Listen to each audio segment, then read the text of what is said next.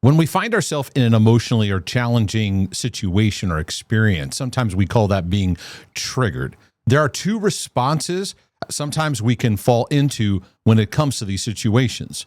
One of them is a state of overwhelm. The other is a state that moves more towards shutting down. I want to talk about these two and talk about how we can navigate and actually stretch what is called our window of tolerance. Welcome to the Healing and Freedom Journey. Mark DeJesus here. I am your brother from another mother, bringing you insights along the way. I'm all about mental, emotional, and relationship health. And if you are too, you have arrived at a great place. And yes, as I mentioned, what I'm going to talk about today is working through these two areas that we can fall into when it comes to responding to our emotions and our emotional state. One of them is overwhelm.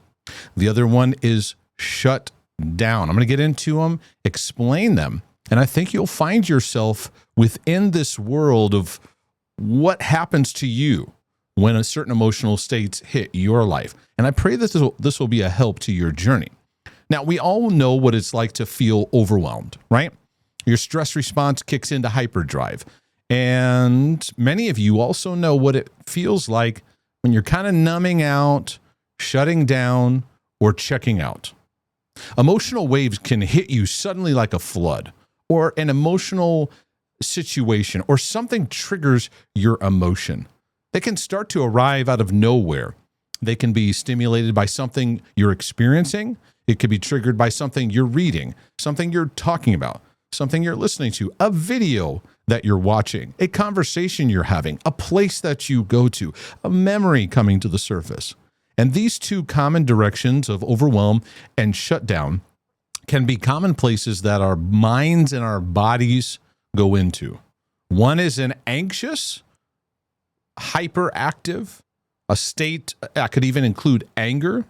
Within this world of overwhelm, our emotional capacity is being maxed out. We could say, I'm stressed out, I'm anxious, I'm angry, or sometimes we just go, I'm just really overwhelmed. The second response is one that I actually want to bring some discernment to in your journey, because I think most people can understand overwhelm, but many people don't understand this second area. They may notice themselves doing it, but they may not be aware of how much it often happens in people's lives. It's a shutting down or a numbing response. This is where your nervous system is powering down. Maybe it's trying to conserve energy, or it just feels like it can't handle something. It's often a very protective mechanism. And I've seen it a lot in my pastoring. I've seen it in my one-on-ones. I've seen it in everyday life. And I want to help bring some discernment. So if you're working through trauma and you're healing through your trauma journey, this episode, this session is important for you. But really, if you have any mental health battleground, there's some important insights for you to remember here and be aware of, because in our journey, we need a healthy amount of stress. So keep in mind, as we're experiencing healing and freedom, there's a healthy amount of stress to live fruitfully and also to practice resilience. So we're going to need to learn to have a loving and healthy response with our emotions to recover, right?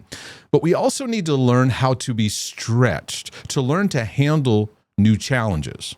So it's a combination of total unconditional loving acceptance, right?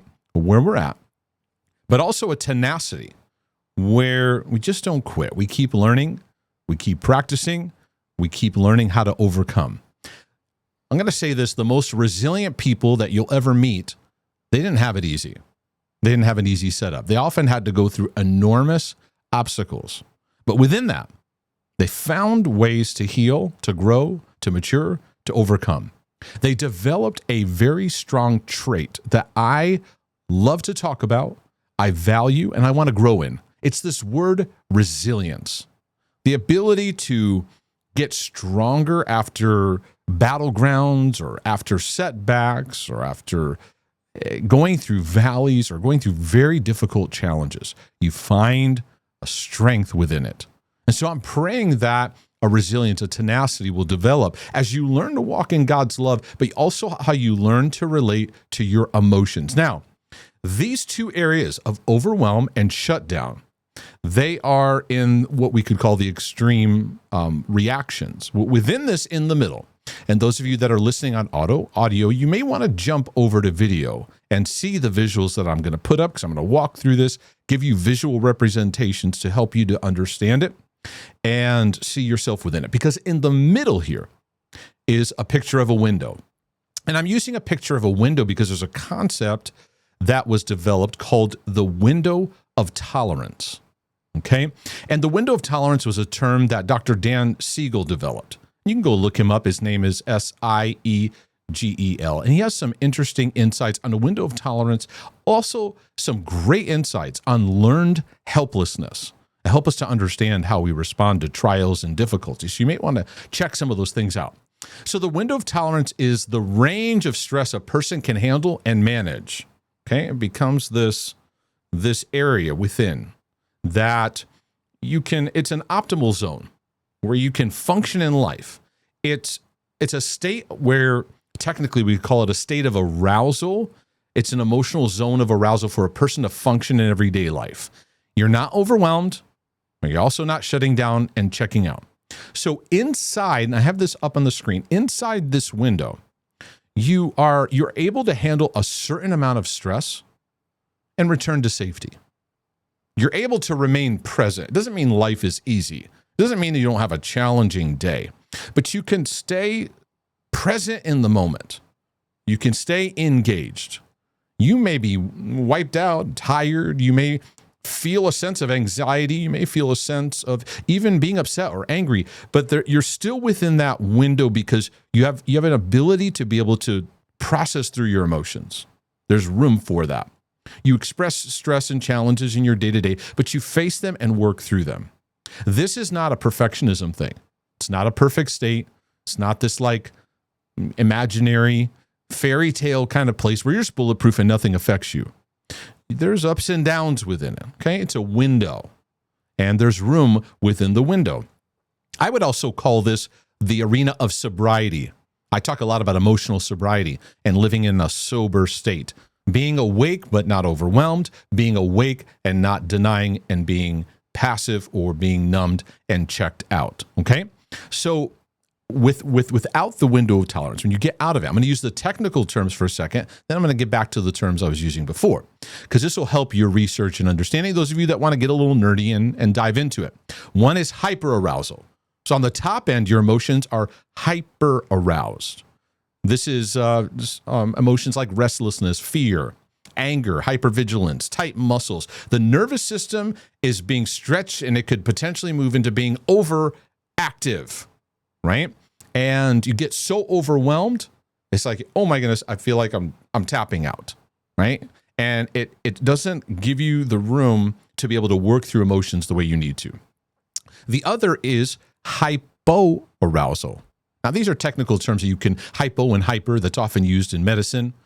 For example, if those of you who've had thyroid problems, a hyperactive thyroid, like an overworking thyroid, right? Or hypothyroidism, where the thyroid is underactive. It's not producing, I believe it's thyroxine or something like that you need to be able to if I use the wrong term, it's fine. But anyways, you get what I'm saying. So the hypoarousal is a state that I don't think is discerned enough. I don't think we recognize what's happening here, because this is a low arousal place. It's not a place of rest. It's not a place of peace.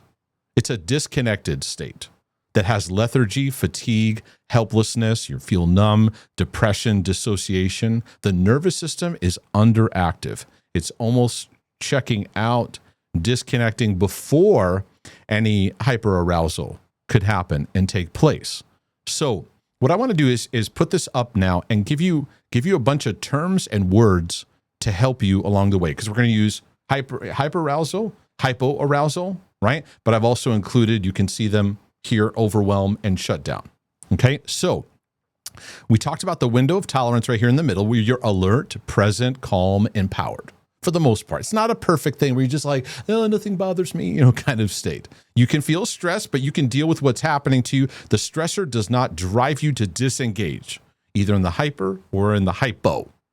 Okay, so within this, and I think it's important to first look at the hyperarousal. where in the state of overwhelm, these are words we could connect to this. Highly anxious. You feel a loss of control. You feel panic. Hypervigilance kicks in, just the sense of looking and checking and just not at rest. High levels of tension where you can feel this in your body, where it's taking a toll on you. It could move into anger. And with that, things like irritability, a sense of agitation. This is where fight or flight, and many times both of them. Fight being I got to gear up to deal with something. Flight, I got to get out of here. I can't take this right now. Emotional outbursts, hot flashes, a sense of heat coming over your body, nervousness that's taking place, right? All these symptoms are a part of it. You either want to fight or you want to run away and get out of here. This is what most people talk about when they say they're triggered. It's a very, very common word that's used a lot. Your fight or flight, your stress response is kicking in, and it's moving into a overwhelming state. You're redlining it, where it's you're not able to be present. How many of you you've been anxious, but you're able to kind of talk and think through or get a sense of like, what do I need to do here? That's more the window of tolerance, right? When I'm talking is this top end, and people who have severe trauma can instantly go into this. People who have a small window of tolerance, I'll get into that in just a second, they can easily get into this state, okay? It can include things like shame attacks, where you just feel so overwhelmed by the sense of shame, it just, boom, it tilts your system. These reactions just rush into your body and hit you. And these are things that we need equipping in. Now, the next area, I want to take some time to explain this, because this is a area that's not discerned that much. And this is the hypo arousal, the shutdown.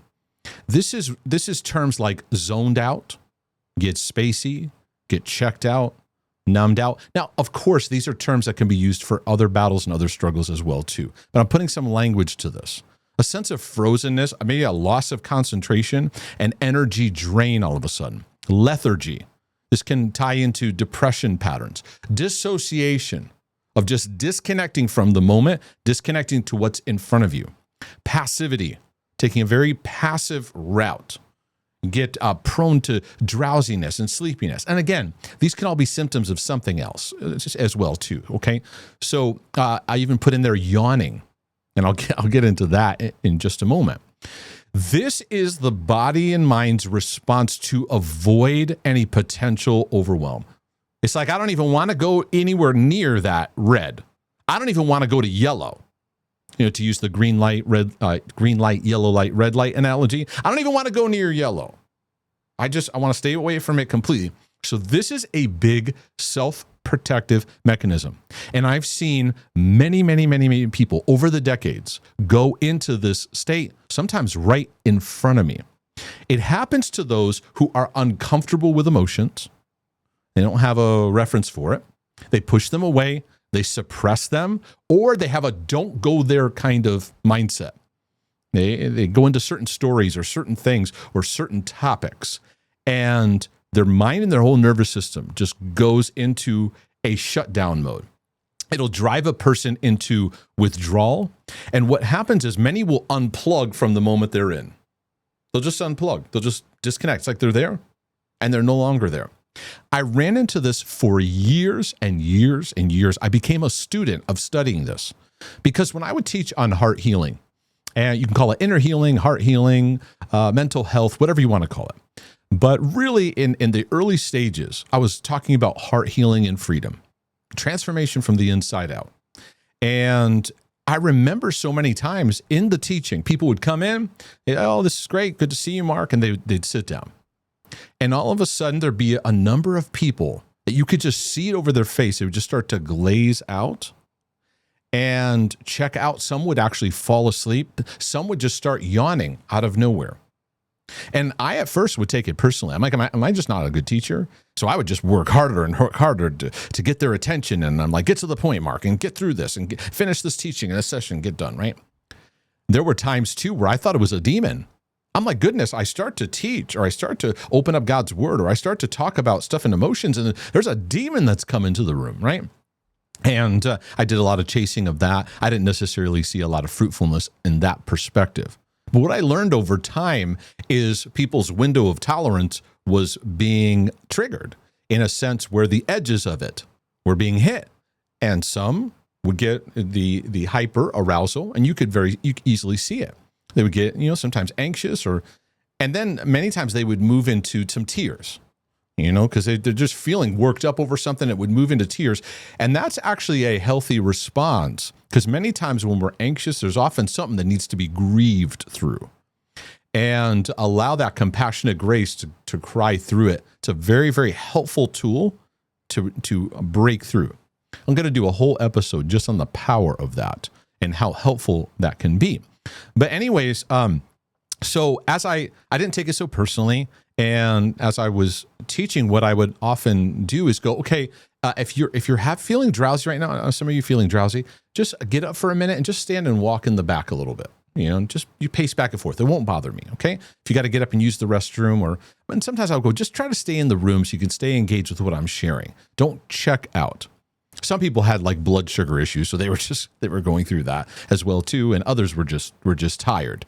But I saw this even in one-on-one sessions with people where they would yawn right in front of me. And sometimes I would like, am I boring you? And that's what I would think. And many times they would go, oh, I'm so sorry. And I over and over again, because I'm a student of patterns, and I'd see this just over and over and over, where we were hitting an area that was hitting a place of their brokenness or woundedness. And we normally think of, oh, I feel anxious or I'm going to cry. We know that. We don't always pick up on the checkout one. They'd start to yawn, and they'd feel like they were going into like an emotional coma. And my wife and I, over the decades, we've had to wrestle with this too ourselves, because we certainly relate to the hyper-aroused state, but we didn't always catch the hypo aspect, where we would feel like, oh my goodness, I'm in like an emotional coma right now. Like it would come time to pray. It would come time to engage something that was important for our emotional journey, or something we needed to work through. And all of a sudden just feel like you want to pass out. I've seen this where I'm talking to somebody, even socially, and I can see we're not being too strong or too pushy, just talking about emotions and stuff. And I can watch somebody right in front of me just disappear. Like they're there, but they're not there. And you can see like a fidget of anger, and then you can just see like a manifestation of, I just got to get out of here. I don't want to be here, but they don't want to just leave. So this like emotional coma comes into play. And again, I've been a student of this because I've worked with a lot of people in the church over spiritual passivity, emotional passivity. It's been a big problem with men in their journey especially, but it's not just exclusive to men. In this hypo kind of state, it like lulls us and wants to pull us into sleep, disconnection, checking out. And this is where substance abuse can come into play too, because often in the hypo, we're going down. We don't want to be even close to being triggered. We go to a substance that now causes us to be in an altered state, because what's here in the window of tolerance, the person in the hypo looks up at that window and goes, that's too painful. I don't even want to bother. And when you live in that over and over and over again, this becomes a trained response. If you've had trauma, certainly this can be a response, but even just lack of equipping. But it'll lead to isolation, withdrawal, pushing people away. There can be a bit of irritability in this too. Not only in the hyper arousal, but in the hypo, there's like an anger that's the person's just irritated. So they just want to go into their cave. They just check out, get me out of here, change the subject, change the channel. This is hitting pain in my life. It's hitting a don't go there kind of place in their heart. Now, in understanding the window of tolerance, there's some things I want to just lay out. This is something your body kicks into often without conscious awareness. It's not like you're necessarily going, I'm checking out right now, or I'm just going to go into a panic attack. These come in like waves. And the more that we respond that way without helpful patterns, more fruitful patterns, they become something that just repeats. It becomes a kind of go-to mechanism that just kicks in. Okay, number 2, there's 3 things that impact this: trauma, emotional neglect, which is part of complex trauma, but emotional neglect, many of you know how much I talk about that. And 3 is a lack of emotional equipping, can cause a person's window of tolerance to shrink. And so now if you have this narrow window, you can very easily go to overwhelm or to check out.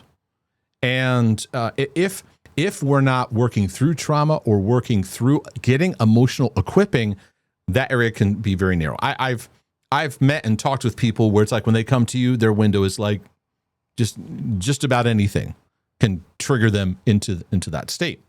So the goal is not just living according to that.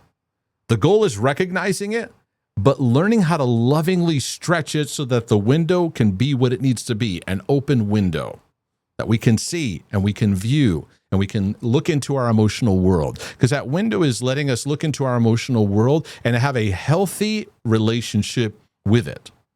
Now, those who have PTSD especially, or complex PTSD, they can bounce between the two very easily. And some of you relate to that. So number 4, when we fall out of the window of tolerance, either on the upper end or the lower end, it's usually an emotional wound that's being triggered. There's other aspects too, but it's often woundedness that needs some processing. It needs to come to the surface and work its way through, but we either get way too overwhelmed, so that causes us to tilt, or we check out before that even happens. And some of the themes that come up in this are rejection, deep rejection wounds, abandonment wounds, shame, and fear. These are the things that mull within this mixture of being triggered out of the window of tolerance. And often dysregulation can occur. What's dysregulation? It's basically a struggle to manage and regulate your emotional state. And that's a technical psychological term, but the Bible calls self-control fruit of the Spirit. And so self-control is the ability to navigate through your emotional world without the ups and downs becoming your boss. So I could teach this from psychology. I could teach this from the scriptures. Either way, the truth is there. And when it comes to processing through emotions, just real quickly, recognizing and naming an emotion, which is very, very interesting because I just read today there was a study that was done on emotions. I think it was 7,000 people were studied on emotions and naming emotions. And the only emotions that were really named were happy, sad, and something else. I can't remember the third one. But it shows our limitation in being able to just name an emotion. Okay? So 1 is recognizing, naming emotions. 2, responding to our emotions with compassion. Because that's important in this journey. We're learning how to be a compassionate witness to what we're going through. Number 3 is recalibrating how we react. Okay? So we're recognizing and naming emotions, responding to emotions with compassion, recalibrating how we react to it, and then 4, learning new coping strategies. Okay, if I was the way I was going to simply lay out is to get through these dysregulation patterns, we're learning to recognize and name it. 2, respond to the emotions with compassion. It's okay, I'm not okay. Patience, kindness. We recalibrate how I react. I don't have to feed this. I don't have to overanalyze it. I don't have to do something compulsive or impulsive. I'm going to let this ride through, and I'm going to lovingly observe if there's anything to learn. And in that, I can learn new coping responses, but I can also learn about my emotional world. Okay? Emotional regulation is like having a volume knob. Okay? So I can take my voice and I can turn the volume down, or I can bring the volume back up again, right? With dysregulation, it's like the knob is broken off.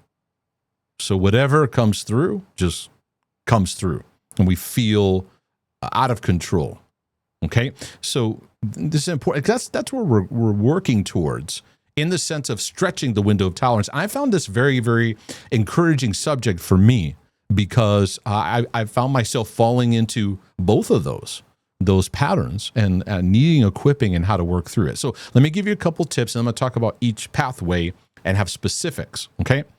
When it comes to the healing process, I want to encourage us to have a lifestyle change with our emotions. Many times and I'll read what the slide says. It's more about lifestyle changes with your emotions that help prepare you for renewed reactions and emotional stretching. We can often focus on the moment. Oh my goodness, I'm in this state. I need to figure out a way to get out of it. But really, it's about shifting the lifestyle of how we relate to our thoughts. So when the moment shows up, we're better prepared. And what we need to do is we need to make room for emotions and emotional work. Not only for those that go hyper, that go to overwhelm, but for those that shut down. They're going to have to be willing to go, I got to make an effort to do the work, because emotions are like a muscle and the muscle needs to be flexed. So we need to do the work. But in all things, we need to be kind to ourselves. This is not the time to be a drill sergeant to yourself, but to be a compassionate witness to what you're going through. Focus more on being loving and kind towards yourself versus panicking, fixing, and just going with whatever's hitting you. We're also going to need extra patience, extra patience to practice. Because in order to stretch this window, you're going to need patience, because many of you are going to go, I just can't seem to get over this. And you're going to turn on yourself and you're going to get angry and you're going to make this more difficult. We need to learn to practice in these moments when we're hit with anxiety, hit with an obsession, hit with shame, hit with a sensitive wound, hit with something that in our thinking, it's uncomfortable, of learning patiently, learning a new response. And what we're doing is learning to lovingly notice our thoughts and emotions. This is what compassionate grace does. It settles the waters a bit, so we're not just lost in the cloudiness of it.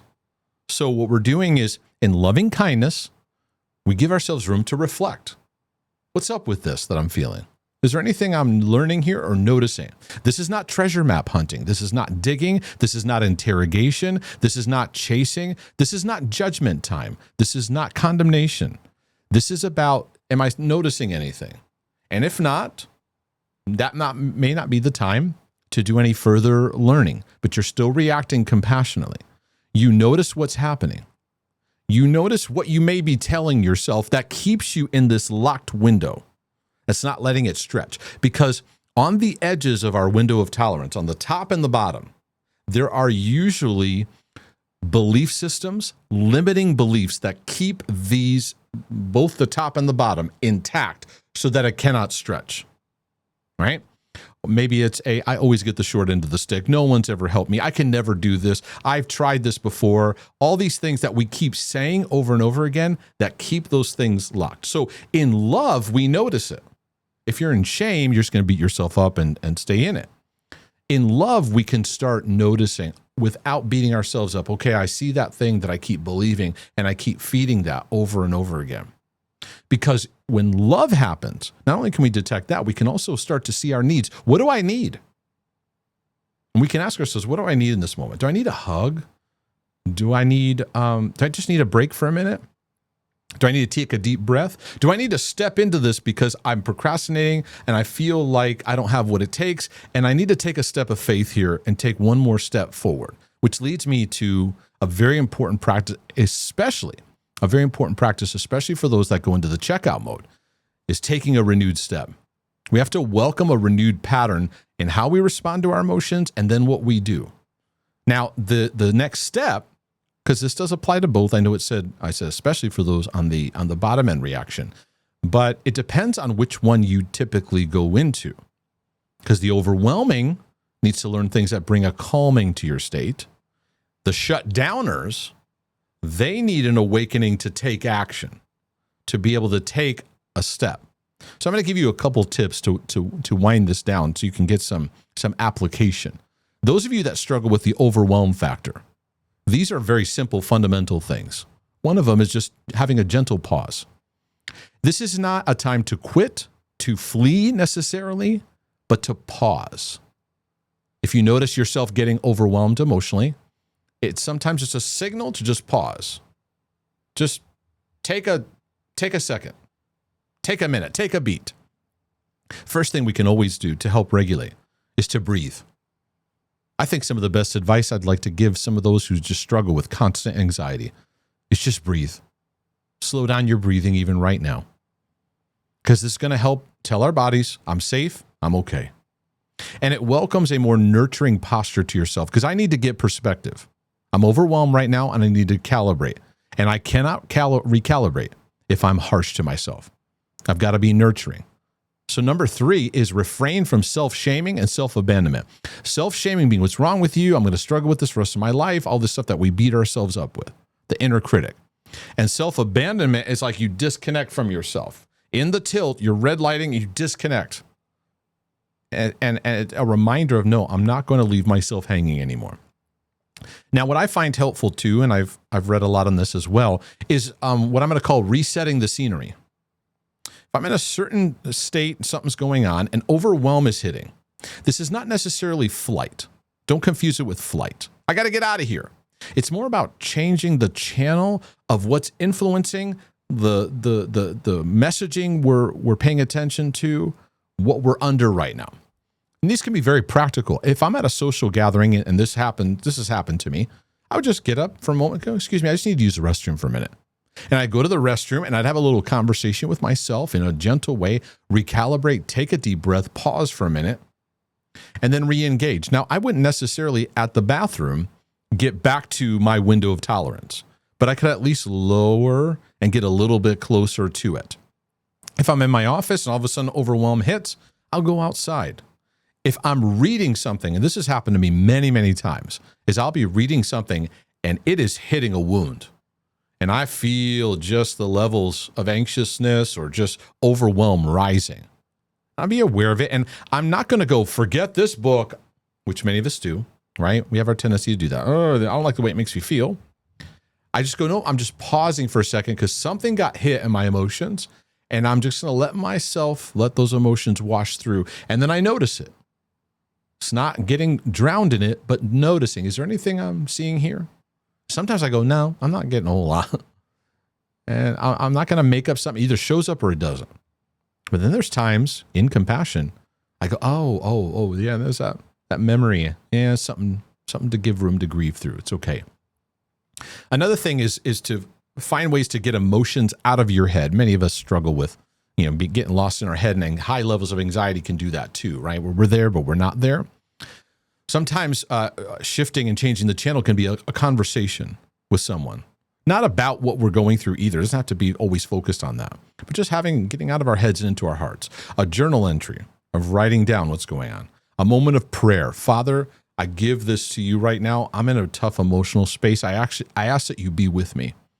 I ask that you be with me right now. I'm really, really struggling. I also practice the art of talking to myself, having a conversation. And if I'm struggling, I'll pull up a mirror. You can even pull up your phone and put it in selfie mode and look at yourself and have a conversation, maybe even record it and let that video be replayed back to you at another time, or have a video that you play to yourself as a reminder that you're loved. In this state too, and this is always helpful, is can I laugh or lighten this? Because in overwhelm, we're taking something too seriously. It's hitting us too hard. And I may want to see it, but not at this amplitude. I got to bring the volume down. So if you can find humor, that helps. Or this is something I have to remind myself, don't take myself too seriously. I'm taking myself too seriously right now. Take a breath. Let this float through because I'm hitting overwhelm. Okay, let me talk about the shutdown. And here's some things that I found are important to be aware of. First of all, you may go, oh my goodness, I didn't know I was doing this.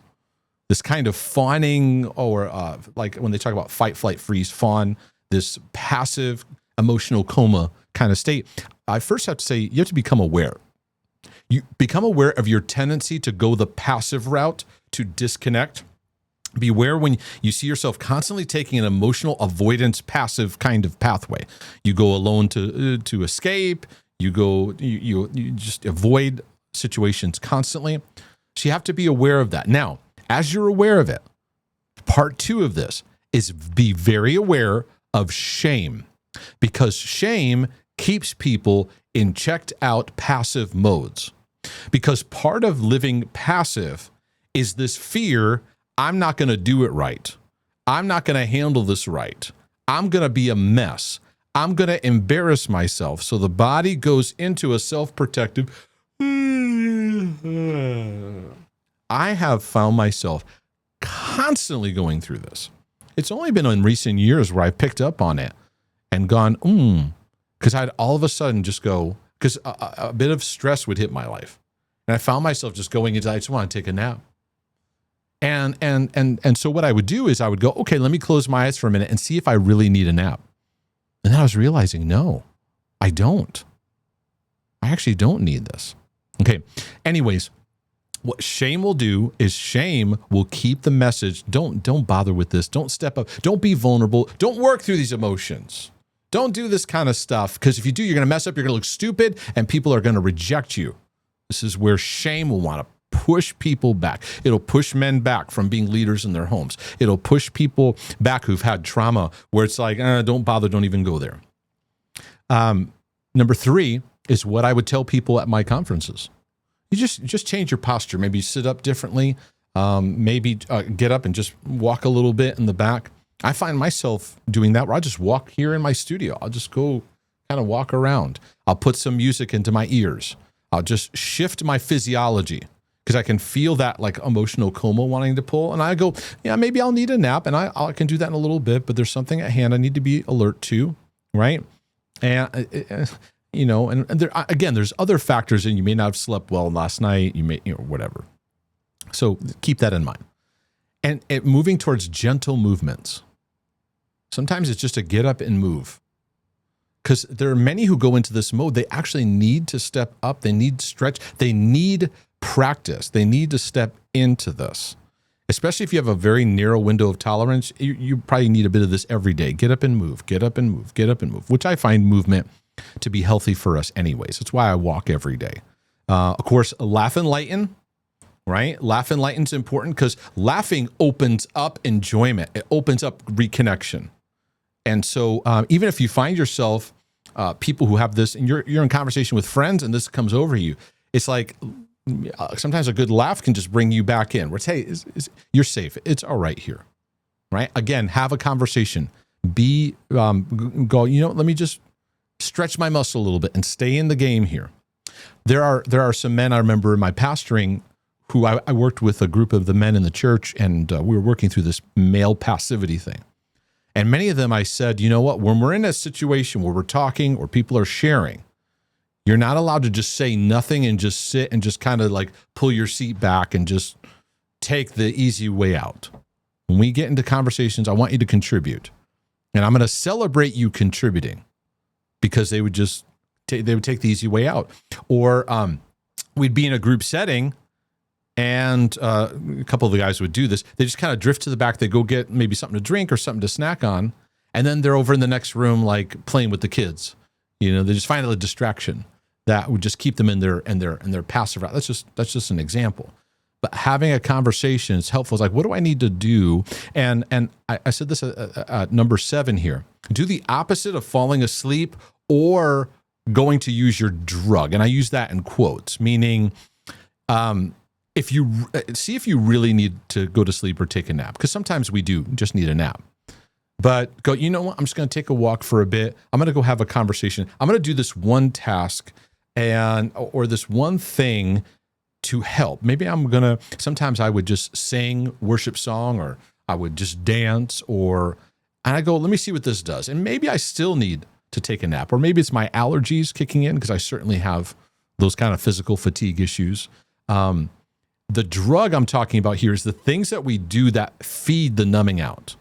It may not be an actual drug, although it could be a substance, some kind of substance you go to, whether it's your snack food, your drink, or something you take to just try to make yourself feel better, but it's disconnecting you to the moment that you need to feel through. Our endless scrolling on our phones, we go and do that, our video games or social media, whether it's on our phones or video game systems, that stuff's not wrong. But just be aware when you go to it, that's a part of your numbing mechanism, because then it doesn't allow you to be present in the moment. Because what we're needing in the moment is we're needing to work through something that's uncomfortable. And what we need is love and grace. Love embraces you in it. It's okay that you're not okay. Patience is here. Kindness is here. You're okay. You're okay. Not leaving because you're in pain or uncomfortable. Grace is the work of Christ to show us what we need to walk through and stretch this window so that we can become more empowered in our journey. And that's what I'm praying for you all. Is this helped you? Which part of this was helpful to your journey? If this video was a blessing, do me a favor, hit that like button and subscribe. And of course, go over to markdejesus.com where I have all kinds of resources and materials all about mental, emotional, and relationship health. Of course, 2 of my latest books, The OCD Healing Journey and The Myth of the Perfect One, which gets into our OCD as well too, more specifically. And you can also check out the Heart Healing Journey. This has been a message of mine to bring healing, awakening, and transformation to the body of Christ, to my brothers and my sisters, because it's available for our life. We don't have to be afraid of emotions. We don't have to avoid them. We can allow the Heart Healing Journey to happen in our life. And I pray you've been blessed. Lord willing, and the creek don't rise. This is your brother from another mother saying, I'll be back with more insights for your healing and freedom journey. But in the meantime, I'm out.